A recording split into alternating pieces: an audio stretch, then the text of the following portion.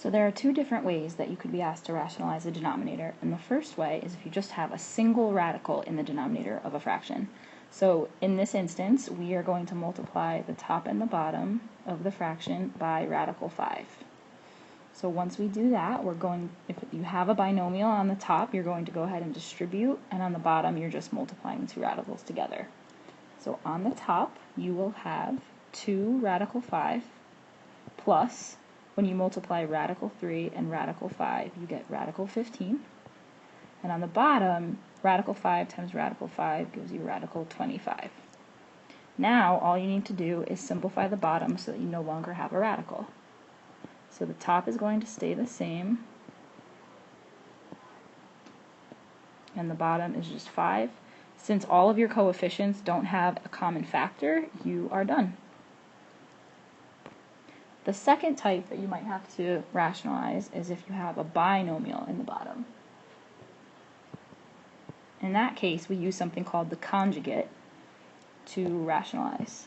Conjugate is going to be the same exact expression as what you have on the bottom, except with a different sign. So we are using 5 plus radical 2, since the bottom is 5 minus radical 2. Now, we do have a little bit more distributing to do, so I usually put everyone in parentheses, so that I double distribute on the bottom and I do a single distribute on the top. So when I distribute the 3, I get 15, since those are two regular numbers, plus 3 radical 2. On the bottom, I should get 4 terms. Start with positive 25. 5 times radical 2 gives me a positive 5 radical 2. Negative radical 2 times 5 gives me negative 5 radical 2. And finally, negative radical 2 times radical 2 gives me negative radical 4. Okay? Now, what will always happen on the bottom is your two middle terms are opposite signs, so they cancel each other out.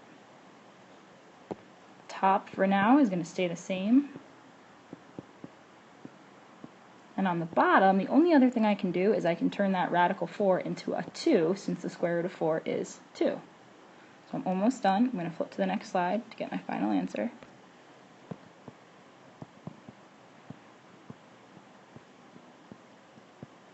And again, since 15, 3, and 23 do not have a common factor, I can't simplify, so that is my answer.